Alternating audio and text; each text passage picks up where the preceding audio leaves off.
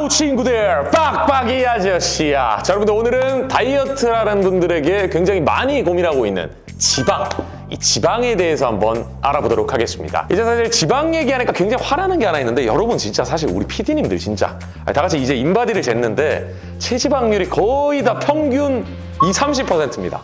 피지컬 갤러리 이제 사실 뭐 PD님들은 3대 500 치나요? 뭐 이제 막 인바디 뭐 몇 퍼센트 통과해야 되냐요? 다 사직서를 해주십시오! 예! 이제 한 분이 이제 체지방률이 35%입니다. 거의 뭐 남성분이신데. 예?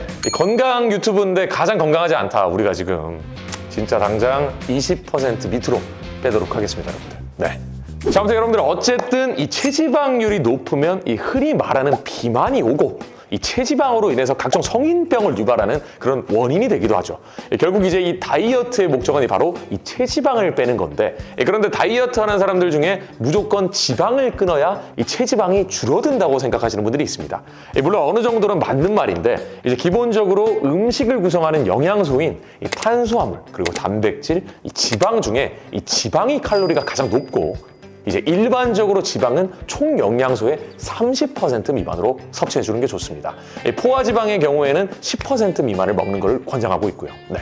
하지만 이제 이 지방을 무조건적으로 너무 안 먹는 것도 영양소 불균형을 초래할 수가 있는데, 만약에 이제 우리가 다이어트를 위해서 이 극단적으로 지방의 섭취량을 줄인다고 하면 그건 어떤 일이 벌어질까요, 여러분들? 이제 막 진짜 막 극단적으로 그냥 모든 지방의 섭취를 안 한다고 가정하면 이제 뭐 콜레스테롤도 부족해질 거고, 근데 이제 콜레스테롤이라는 게 이제 사실 너무 많이 섭취하게 되면 문제가 되는 거지, 이 콜레스테롤 자체에는 문제가 없습니다. 이 콜레스테롤은 우리 호르몬의 원천입니다. 콜레스테롤이 이제 극단적으로 줄어들게 되면 이제 말한 것처럼 당연히 호르몬이 부족하게 되니까 이제 많은 부작용이 동반될 수가 있겠죠. 뭐 예를 들어서 이제 콜레스테롤이 많이 부족해지게 될 경우에 여성 호르몬의 분비도 안 되고, 뭐 생리를 안 하게 된다든지, 뭐 주기불순이 온다든지, 뭐 그런 문제들도 발생할 수가 있고, 뭐 정상적인 시기를 했던 사람들과 비교해서 남성 호르몬인 테스토스테론의 농도까지 낮아졌다는 연구 결과도 있습니다. 다이어트가 꼭 필요한 비만이나 과체중인 친구들의 경우에는 이러한 점을 감안하더라도 이 지방의 비율을 낮춰서 식단을 유지하는 게 오히려 본인에게 도움이 될 수 있겠지만, 이 극단적으로 탄수화물과 단백질과 지방의 그런 균형을 깨뜨리는 것이 장기적으로 봤을 때는 굉장히 좋은 선택이 아니다, 이 말입니다, 선생님들.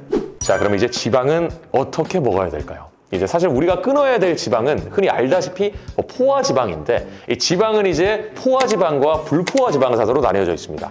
비만, 당뇨, 심혈관 질환 이런 주요 원인이 되는 게 포화지방산이고, 이제 반면에 불포화지방산은 우리 몸에서 꼭 섭취를 해야 되는 그런 좋은 지방입니다. 왜냐하면 이제 몸에서 자체적으로 생산이 되지 않을 뿐만 아니라 우리 몸을 구성하는 세포의 성장이나 이 신체의 발달에 영향을 미칠 수도 있고, 이 나쁜 콜레스테롤과 이 중성지방을 오히려 낮춰주는 그런 중요한 지방이라고도 할 수 있죠.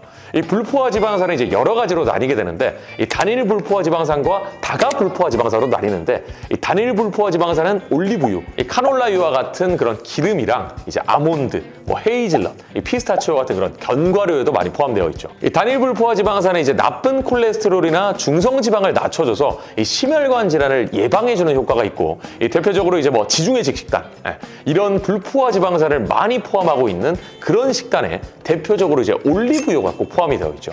이 다가불포화 지방산에 비해서는 이 산패 위험이 낮기 때문에 이 섭취하기가 편리하다는 장점이 있습니다. 간혹 이제 올리브유나 식용유랑 뭐 비슷하지 않냐?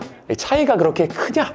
이렇게 이제 물으시는 분들도 계신데, 이 같은 기름이라고 같은 기름이 아닙니다, 여러분들. 이 올리브유는 식용유보다 이제 단일 불포화 지방산 함량이 3배 정도 많고, 이 식물성 기름 중에 단일 불포화 지방산을 가장 많이 포함하고 있기 때문에 가장 좋다고 할 수 있겠죠. 같은 기름이었으면 바로 주유소 가서 휘발유를 먹었을 수도 있습니다, 여러분들. 이 다가 불포화 지방산은 필수 지방산을 기준으로 오메가3와 오메가6로 나뉘는데, 오메가3 굉장히 많이 이제 어머니 아버지가 이제 등푸른 생선에 많이 들어있다, 오메가3 바로 필수 지방산입니다, 여러분들.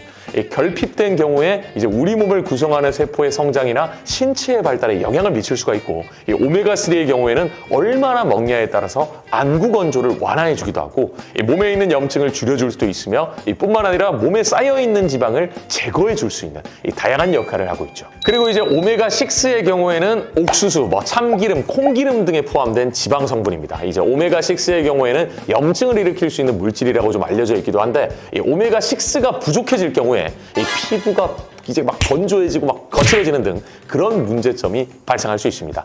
그렇기 때문에 이 오메가6를 또 무조건 피해야 되는 거는 또 아니다.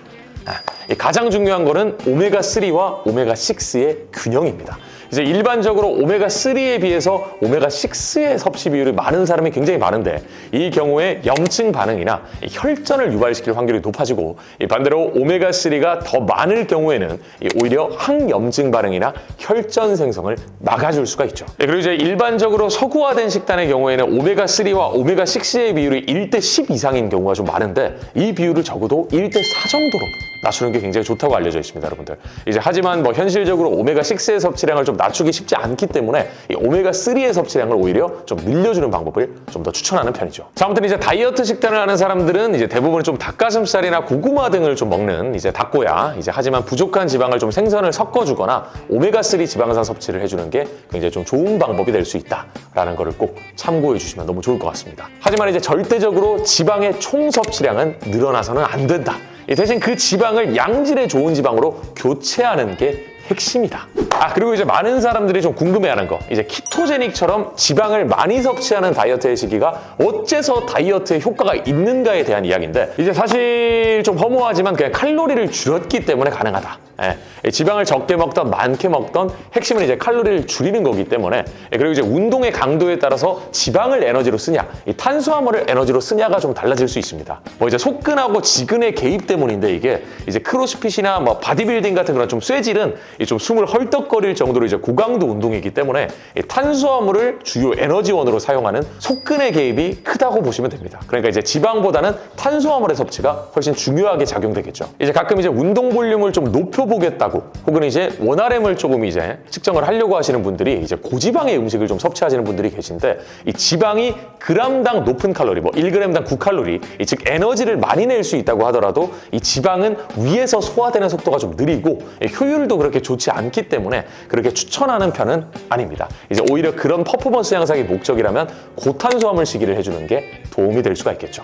하지만 이제 고탄수화물 시기를 하면서 이 운동량이 따라와 주지 않으면 그대로 꼴대지가 될 수 있다는 점 꼭 유념을 해주시면 좋을 것 같습니다, 여러분들. 이 다이어트에 성공하고 싶다면 꼭 섭취 지방량을 포화 지방산에서 이제 불포화 지방으로 바꿔 섭취하는 습관을 기르는 게 좋다. 이 다이어트에 중요한 거는 성분보다 칼로리가 먼저다. 이 지방을 끊어도 칼로리가 줄지 않으면 절대 살이 빠지지 않으니 명심하도록 하면서 오늘 이 시간 마무리하도록 하겠습니다, 여러분들. 자, 또 혹시나 궁금한 것이 있으시다면 네이버 카페 컨텐츠 아이디어 게시판에 이 게시글로 남겨주시면 저희 전문가 팀원분들과 함께 열심히 또 종합적으로 정리를 해서 또 컨텐츠로 제작을 해드리도록 하겠습니다. 좋습니다. 오늘은 여기까지. 그럼 안녕.